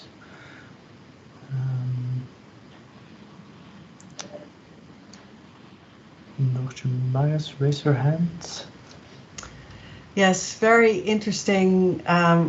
Lots to say, but little time. So I just want to ask one question of clarification and some thoughts. Where I understand demonstration, the demos do not refer to population, but to people. And I've always understood that to constitute a population, this statistics, the operations of statistics are really critical. And so I think your talk is very interesting implications for how we think through these distinctions. But I just briefly wanted to ask you, how do you then see this demonstration as a tool for population management? And is it not rather a demos than a populace that it addresses that particular genre of the demonstration? Short response from Claudio. Yeah, thank you very much for the question. I refer this mechanism, I translate this mechanism to political action because you see there were mechanisms like, for example, the live broadcasting of the Prime Minister was a very unusual aspect in this in the pandemic. And it was repeated, constantly repeated, and showing, adjusting the validity and the value of the action and management adopted. So in this sense, I translate perhaps too quickly the developers to the politicians and the audience to the population. But the mechanism, if you follow the mechanism of subsequent adjustment about live broadcasting and presentation, the apparatus of demonstration, I think it could be something that could help to understand the mechanism. Okay, thanks for that answer. Unfortunately, we have to move on because I want the next presenter to also have time. But of course, afterwards, if we have time, we can still come back to any loose ends.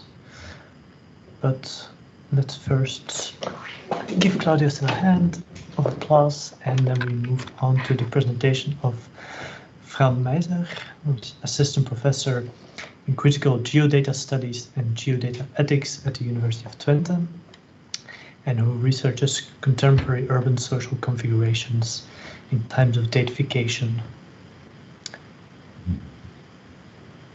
Yeah, we see your presentation.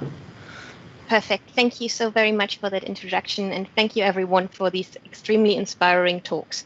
So what I'm going to be presenting is really extremely early conceptual work, I guess, that I'd just like to throw out there to really get feedback and help me along with my thinking as I keep on getting stuck with a few of the questions that go around in my mind. So Annalisa at the very beginning of the day kind of said that the conference is to a degree about how knowledge about populations are created. And in some ways, the question that I think underlies this presentation is really how knowledge about populations can be distorted by those that are subject to that knowledge creation. So, and I have a hunch that here the city and the urban can be one in into this kind of thinking on how to rethink some of the logics of the production of the kinds of databases that are creating migrants as data subjects, as specific data subjects in the kinds of databases that Nina has been referring to. And I think here, if we just take those databases and the way that they're being made interoperable down to the very local level, is for me creating this kind of dystopian idea of, depending on which of your body parts happens to be in this kind of biometric database, you are continuously in a position of sort of not being able to escape the difference making of some of these databases. And that, to a degree, I think we might agree, is potentially a problem. So in the talk, what I want to do is really to work on free provocations, or work out free provocations. So the first one is sort of debates about digitizing people can gain from thinking about the scale of implementation. The second one is that cities might have the capacity to demand different types of technologies, and they may have reason to do so, and that's what I'll go into in the talk. And then the third one that I'll talk about is that then a focus on scaling processes can help us open up ways of thinking about possible alternative logics for de-digitizing people. So why this idea of thinking about scale and the urban scale, this is where I started with, is in some ways not necessarily linked to this idea of reifying scales of analysis or reifying the urban scale in being the sort of locale to focus on, but rather because I see that there is a kind of tension here where a lot of the technical questions seem to be thinking either completely scale free, so in terms of where these databases will actually have social implications isn't necessarily thought through to the end, or it is kind of thought about really in this kind of mapping problem that I was really happy to hear. I'm hoping it was Sebastian's presentation earlier on, where we really have these kind of technical issues on how you can create data that escapes the problem of what is it called, the problem of measurement size and the question of sort of the sort of modifiable areal unit type of ideas, is what happens if you're looking at social patterns as various different modifiable areal units. You will get different kinds of concentrations of people at different area units, or for that matter, if you're trying to reduce data, you might actually not be able to generate any insight from the data.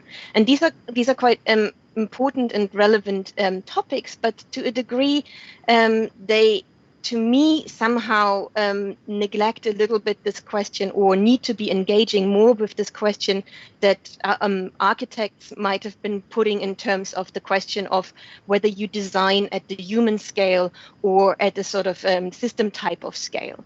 And here the argument is if you're looking at cities like Brasilia that have been designed to look perfect from the top, perfect from a helicopter type of perspective, that really optimize the way that we plan for people by putting the data in the right type of way. And oftentimes this is an underlying sort of logic of how and why these systems seem to be getting produced, then you forget about what is actually the kind of livable urban space, the one where that from the top looks like a row of houses, completely boring, but where when you're going in and you're looking at some of the sort of smaller green spaces that are being used by people, may at least in some romanticized way be the kind of urban that we really want.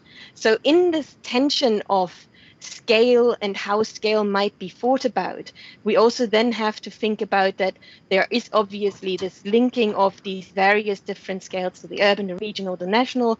These are very artificial categories, as we have debates about these aspects being highly relational in the terms that within sort of capital production they are interlinked as well. So now, why would I say that cities might have an interest in countering sort of this idea of the identifiable migrant, of having sort of in this dystopian imagination of mine here again, having a camera pointed at you that can then identify you by your iris scan as someone who is a non-citizen, who should potentially not have access to certain services or resources? Well, I think my answer to that is twofold. One, and that might be the less happy example, is this notion of cityness. It's been referred to by various different people in various different ways. Sasson really connects it to this idea of worldliness of cities. If we look for Sawyer, I thought there was a very nice kind of description, is the economic and ecological interdependencies and the creative as well as occasionally destructive synergisms that arise from the purposeful clustering and collective cohabitation of people in space. So cityness is quite often described to a degree as this kind of messiness that makes cities also productive. And but at the same time, it can also perpetuate patterns of inequality in its own ways. But in some ways, if we're thinking about the migrant city, it is a really important question to think about. And I think a project here by Susanna Hall is an instructive one on sort of the super diverse street, where she shows that these kinds of high streets are economically extremely productive for cities. They not only link them to various different places in the world, but they also allow for new kinds of economic activity to emerge in places that are otherwise completely unattainable for especially those with lower means. And quite often this is part of the migrant population.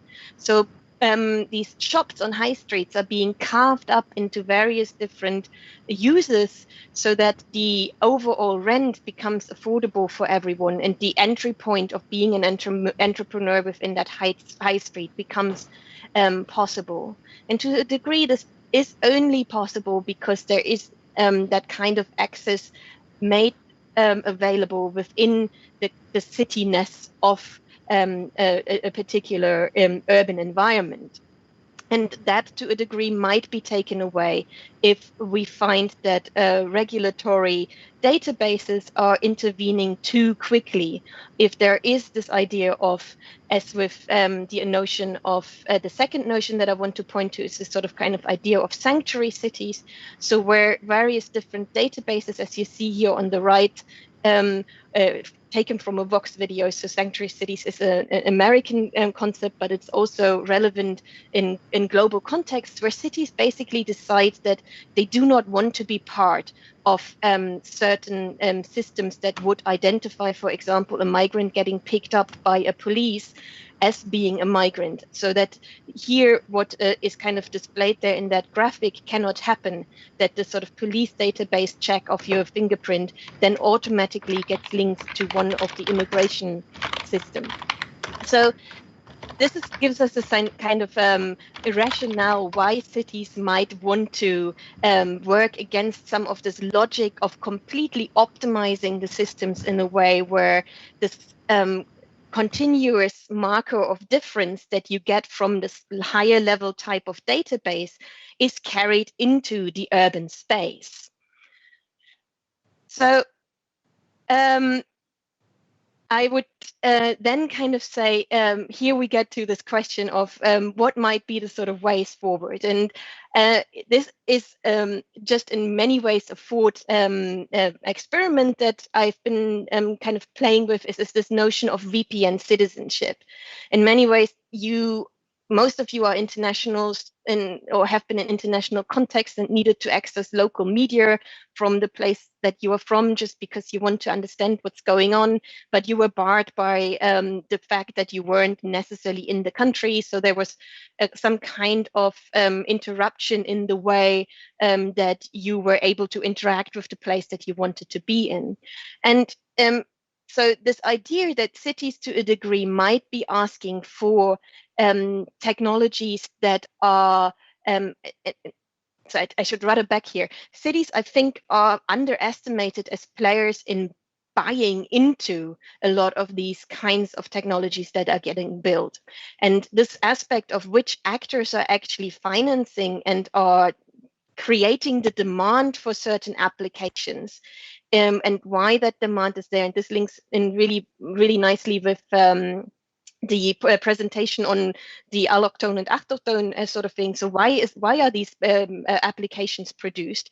Is an interesting one, and here is where I think cities could think through ideas of demanding aspects such as some kind of VPN citizenship, the way that in an analog type of world Barcelona had been doing, or that where Portugal has been talking about, Nina, where you are creating some kind of spaces for these databases not having an option of gripping or being sort of delinked.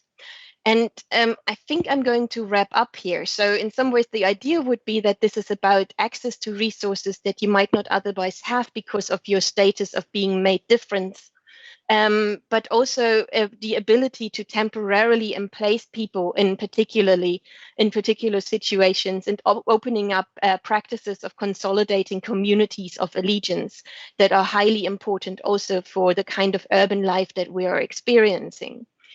And maybe just to really quickly conclude, the idea here isn't that this is yet another solutionist type of point that I want to be going towards. Oh, cities need to be creating VPN citizenship to sort of ship around other types of database that are creating knowledge about migrants as being somehow different subjects within the local context. But in some ways, I do feel that there is an important point in thinking about sort of how to be able to afford sort of digital cityness or a digital sanctuary city. There needs to be some ways of escaping external categorizations that are getting more and more hardwired into the systems that are being built. And on that note, I think I'm going to hopefully be able to shift us through to the discussion. If there's any questions, I will appreciate them, but I'm also happy to move directly to the main discussion. Okay, thank you. We do seem to have still a question, but it is from Professor Esposito, so that would be for the discussion anyway. Does somebody have a very specific question from Meisner? Otherwise, we can indeed move on to the more general.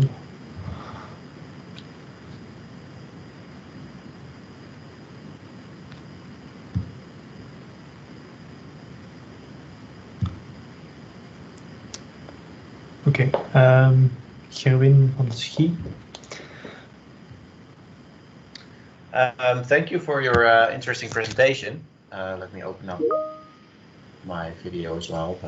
And I wanted to say that I do see, especially in the Netherlands, various initiatives that try to make new ways of datafication that do not use the standardized national ways. So, for example, in Utrecht, there is also a livability barometer made by the municipality itself, who does not look at ethnicity at all, but rather looks at how many people in certain neighborhoods are involved in community projects or are involved in sports clubs as a measurement of how neighborhoods are connected, right? Rather than taking diversity as a measurement for disconnect. It just looks at other ways of thinking through how you can make visible what a neighborhood is doing.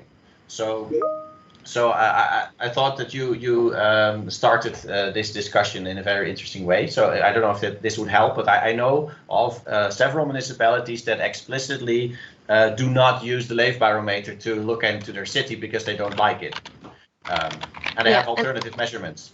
I mean, this is where we get into sort of the literature on cities as really potentially having different logics of how they and why they want to treat their migrants in certain in different ways, right?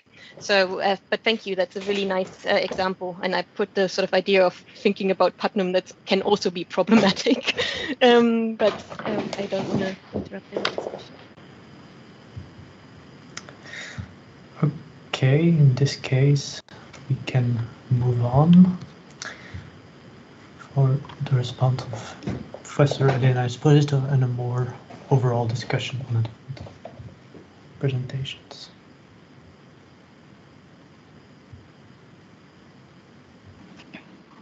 Well, I have really a difficult task because I think 7 minutes and the general discussion about no, it's okay. We manage it. It was also good to have a richness of arguments. It was but I was thinking how to use my scarce time after so many rich presentations, so many stimuli I got, and I thought, well, I looked at my notes this morning, and I want to make one very simple point. Annalisa knows I'm not an expert in digital methods, but I learned a lot here this morning. And what strikes me is something that I could find, I have the impression, in all presentation, the clear, in my view, ambiguity of digital methods. Because if I look at my notes, all presentations is double aspect. Presenting something which is an opportunity and a risk at the same time. I quickly go through my notes to make some example of what I mean. The first presentation by Gerwin about this fascinating idea of the crazy idea of how allochthon is used and changed and so on, but I cannot go into all details. It's a really first interesting aspect how some categories or some kind of labeling can be used, as he explained, for discrimination very convincingly, but the very same categories in a different discourse could be used to enhance diversity, because that's the same data that you need if you want to, and you present in the possible use of the government. The very same data could be used in an anti-discriminatory way to produce diverse communities.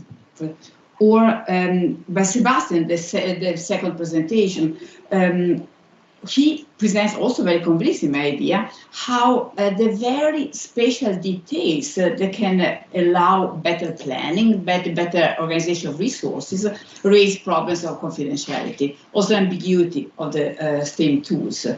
I rush to the presentation to make an example. Elena, the third presentation, how personhood, which is clearly, if you think about it, understood first of all as an instrumental tool for inclusion of population. You need a personhood to exist in a community, could also have discriminatory effects connected with digital divide or other aspects of digital world.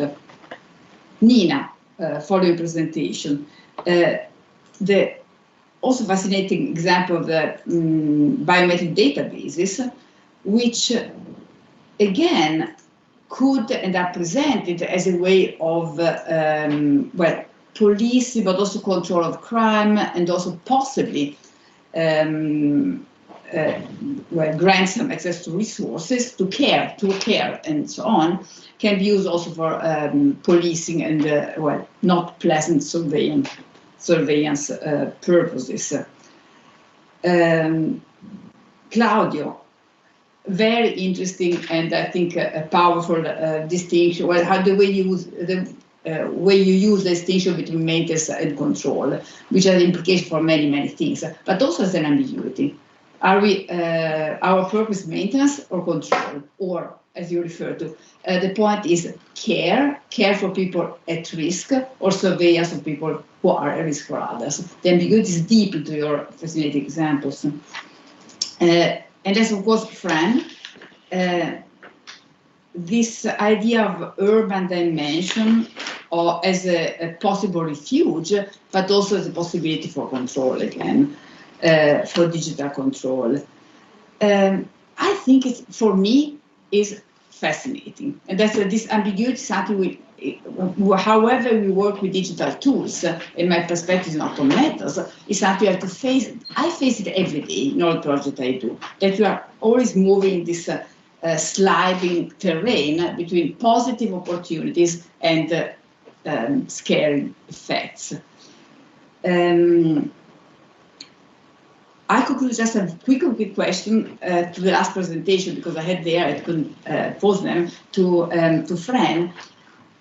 The great idea of VPN citizenship, which have a great potentiality, but it was interesting how you connect with the urban dimension, because VPN citizenship could be seen at the first sight as an extreme realization of the old idea of no sense of place, because they completely independent from physical location, and that's the opportunity and the challenge of this thing.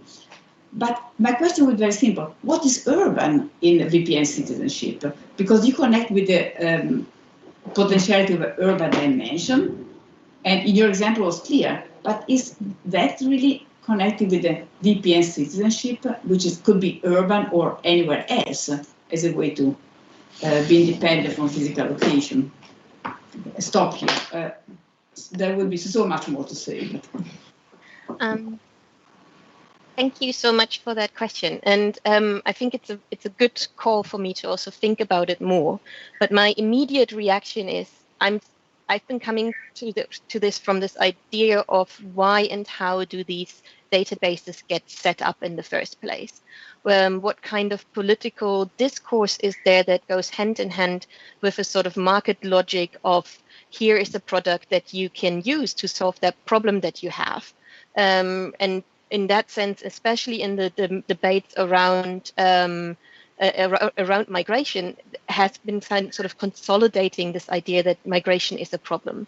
Quite often, these kinds of debates are strongest at national or extraterritorial, for that matter, even, or sort of supranational level at the moment, at this particular time.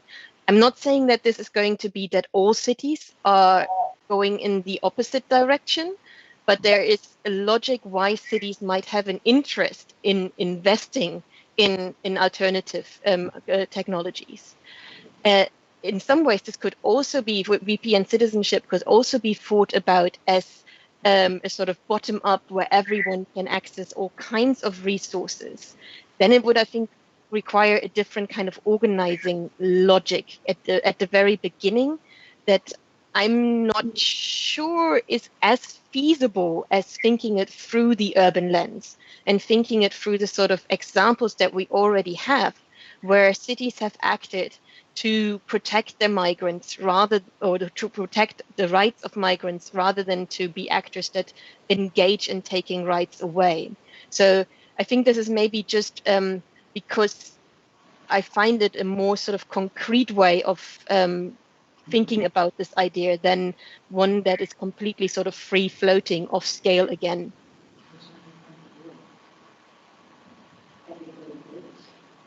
Thank you, though. Right. We are out of time, but if there are urgent questions, maybe we can take 5 minutes more, at least. I see a response from Claudio. Yeah, thank you. Just a little comment, especially referring to the last presentation. I was thinking how the digital affects also our way of theorizing as a resource of theorizing. So we are embodying some concept of the digital in order to use them as analytical tool, and this I think is an interesting aspect of also our research and the way digitizing has a double effect both on the object but also on the way we think about phenomenon. Just to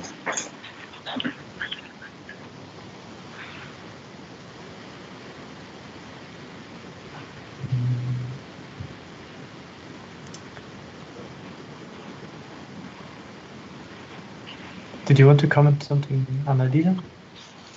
You want me to quickly comment? Yeah, I think also there's a really interesting tension in the logic of cities at the moment, if we're going at it from a smart city type of perspective, actually working exactly against what I was arguing. Because there is a lot of this optimization and making things flow so efficiently that the city has no sort of friction anymore going on. So I think this is also very interesting to take into account, but didn't fit into my public presentation. But I think there's a really important point that for all of us, right, is that we're bringing in these various different theories from extremely different disciplinary backgrounds, and are somehow through the digital or digitalizing of the populations, connecting through them. I find is an extremely interesting conversation.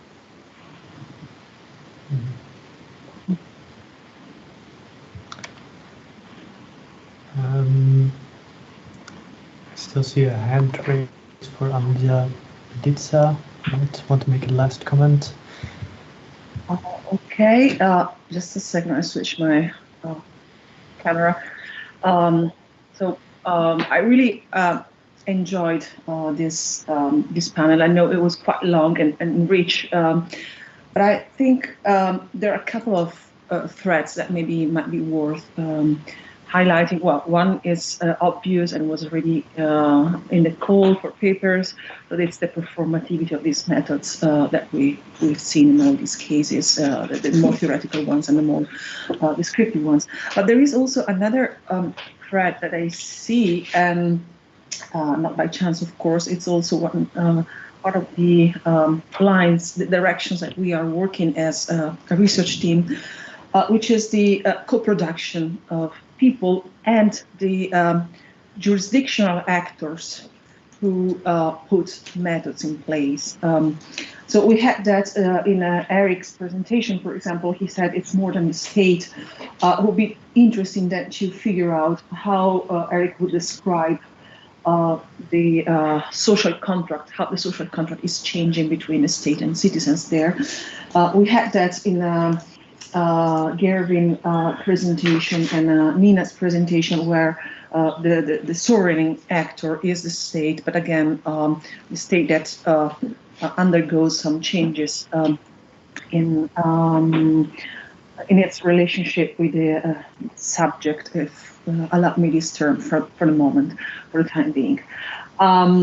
And then we also had that explicitly in Claudio's talk about the relationship, the contract, which is going to be redesigned through these interfaces between maintenance and experimentation.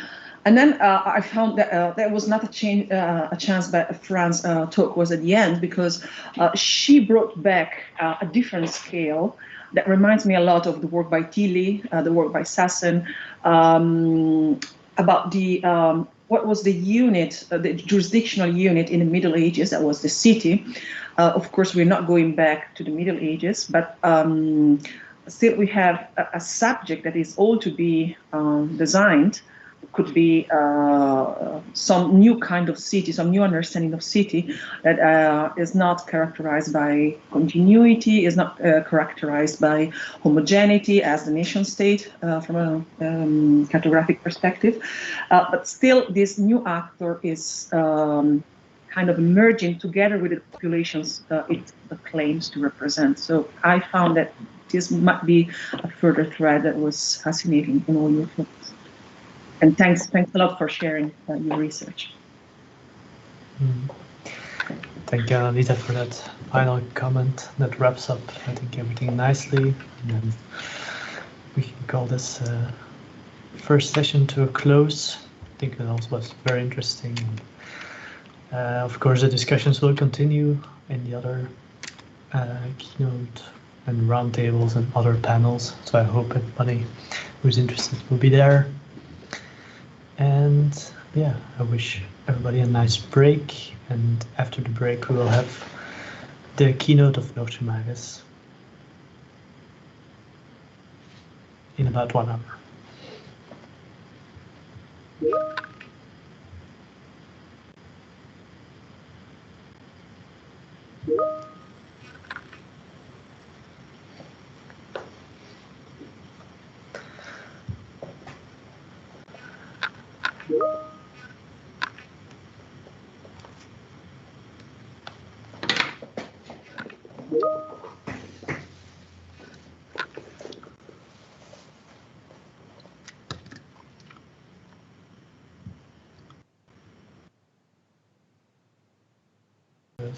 Questions and answers.